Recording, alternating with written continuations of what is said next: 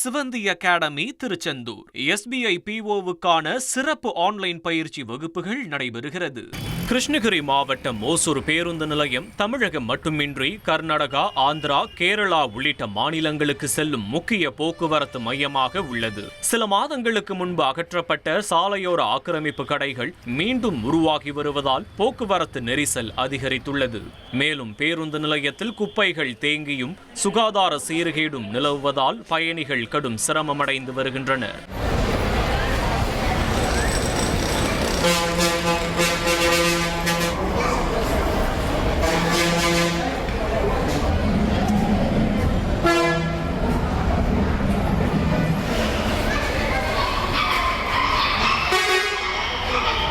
இதனிடையே பேருந்து நிலையத்தில் தூய்மை பணிகள் நடைபெற்று வந்தாலும் பல இடங்களில் கழிவுநீர் கால்வாய்கள் திறந்த நிலையிலும் மற்றும் உடைந்த சாக்கடை குழாய்களால் கடும் துர்நாற்றம் வீசுவதாக பொதுமக்கள் குற்றம் சாட்டியுள்ளனர்.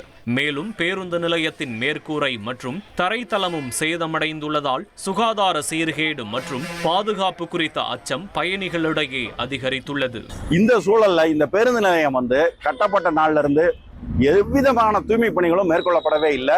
இன்னொன்னு, இங்க ஏற்படுத்தப்பட்ட கட்டமைப்புகள் எதையுமே மாநகராட்சி நிர்வாகமும் சரி, யார் இதுக்கு பொறுப்புல இருக்கிறாங்களோ அவங்க யாருமே இதை பயன்படுத்திக்கணும், மக்களுக்கான பயன்பாட்டு கொண்டு வரணும்னு நினைக்கவே இல்லை. கழிவறை வசதி எடுத்தீங்கன்னா அதை தூய்மைப்படுத்துறதே இல்லை. அதாவது கட்டணங்களை மாவட்ட நிர்வாகம் சொன்ன கட்டணத்தை விட கூடுதலா வசூலிக்கணும் அப்படிங்கிற எண்ணம் இருக்கிற அவங்க அந்த ஒப்பந்ததாரர் அதுக்கு முழுசா முறையா அதை மெயின்டைன் பண்ணணும் அப்படிங்கிற ஆர்வம் இல்லை.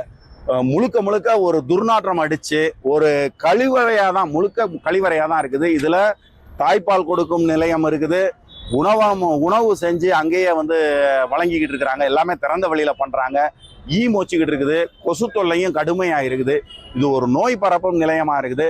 இது உடனடியாக மாவட்ட நிர்வாகம், மாநகராட்சி நடவடிக்கை எடுத்து தீர்வு ஏற்படுத்தணும். இதையடுத்து பேருந்து நிலையத்தின் முன்பகுதி மற்றும் பாலத்தின் கீழ்ப்பகுதியில் 3 மாதங்களுக்கு முன்பு அகற்றப்பட்ட கடைகள் மீண்டும் அமைக்கப்பட்டுள்ளதால் பேருந்துகள் மற்றும் வாகனங்கள் செல்வதில் கடும் சிரமம் ஏற்பட்டுள்ளதாக பொதுமக்கள் குற்றம் சாட்டுகின்றனர்.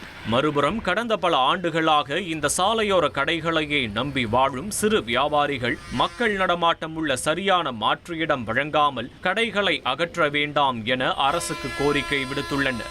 இதுக்கு முன்னாடி 8 மாசத்துக்கு முன்னாடி உள்ள இருக்கிறதுக்கு பிரிட்ஜு கீழே கடைங்க, இங்க இருக்கிற கடைங்க எல்லாமே எடுத்துட்டாங்க.